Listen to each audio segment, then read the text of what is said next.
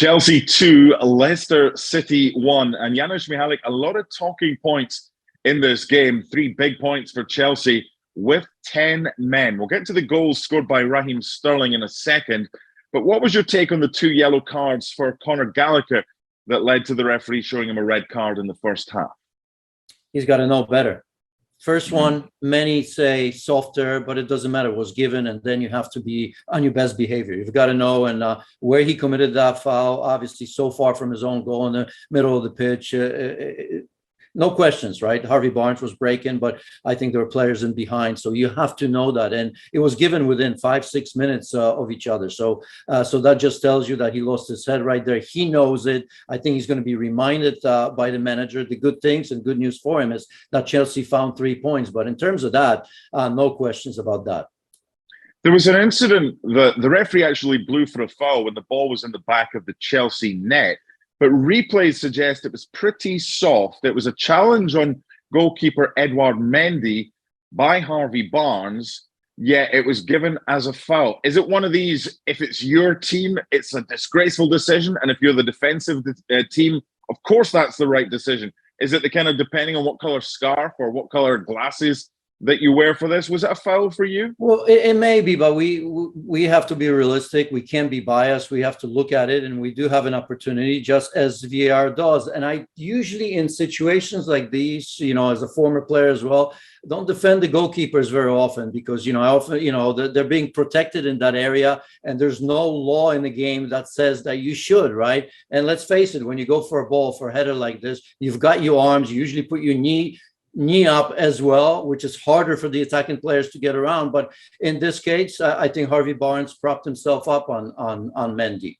So I was okay with that. I didn't see that in real play. I would have said the same thing. If there was no replay, I would have said, no, you got to be a little bit stronger. But if you're going to dissect that, and that's what VAR does, and I'm not saying they're always right and great, because very often they dissect things and you still say, my goodness, how did you not see that? But I think in this case, if you really look at closely, I think I agree with VAR here. And in my opinion, that was a foul.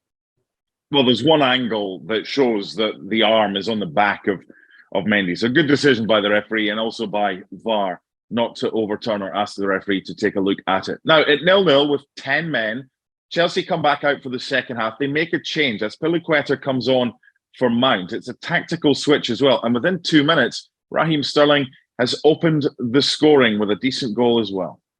Yes, and that change was obviously very, very important at halftime, right? Let's not forget that Thomas Tuchel was in the stands for this game as well. A little bit different, but of course, always worth mentioning. He wasn't on the sideline, but maybe the fact that he was a little bit higher in the stands, sometimes it's easier to watch the game from there. It really is. Many coaches will tell you that. And that adjustment was perfect. And I hope that this is the last time.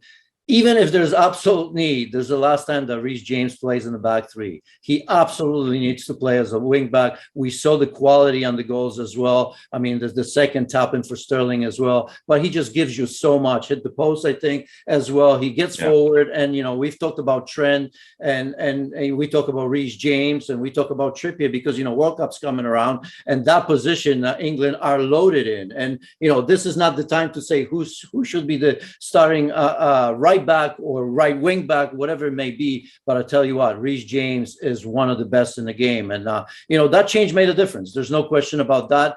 The front three, as we know, haven't scored a goal up until now. And Sterling, of course, gets his first 2 in this one. So a lot of good news, but not all was well with Chelsea. Let's be honest.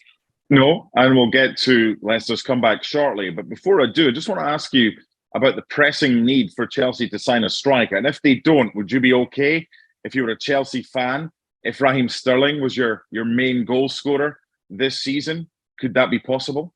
Absolutely not. Absolutely not. I think we all realize, even in Manchester City, Liverpool may be too early, but I think at that time, we talked about the lack of composure, right? When he was at Liverpool, moved to Manchester City and under Pep Guardiola, he's learned a lot of that, but I don't think he's on, an out and out striker that's going to be consistently giving you 20 goals a season or 25 goals a season. And I don't necessarily think that he needs that pressure, to be honest with you.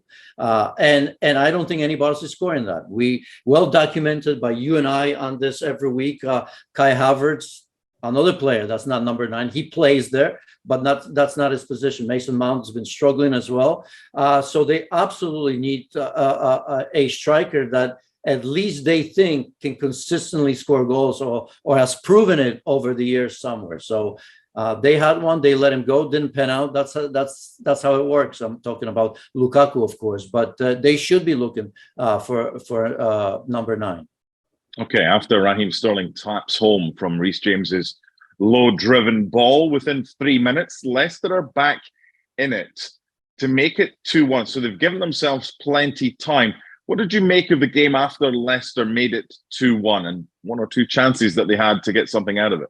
Well, just to finish, I mean, Chelsea, they'll take the 3 points. It's great, right? But with 10 men, they never control the game. That's something that Thomas Tuchel is gonna talk about. I'm assuming, right? Because you think at home they closed the game, but they didn't. They were not in control, and Leicester looked very good. You can look at it as a silver lining, but given the record and where they are in the table right now, with all the issues that we've talked about, Wesley Fofana, not official, but looks like he's going to be at Chelsea. Of course, he wasn't here.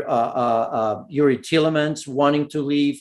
Madison, those things have died down a little bit, but certainly Leicester City haven't gotten players in. They've lost players, as we've said. Kasper Schmeichel, another one that we haven't talked about. So the silver lining could be that they look better.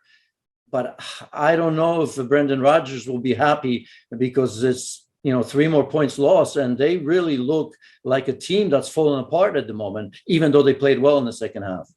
Well, that's the bottom line. Let's end with that. And if West Ham win on Sunday, Leicester are bottom of the table. Should Brendan Rodgers be under pressure?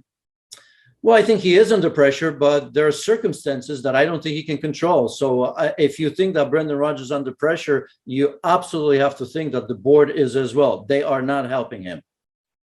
They're not. They haven't spent much, apart from a backup goalkeeper. In this one, they had their chances to make it 2-2, but credit to Chelsea. 2 goals from Raheem Sterling, despite being with 10 men, and they get all 3 points with Thomas Tuchel watching from the stands. And over the next few days, Wesley Fofana is expected to join from today's opponents.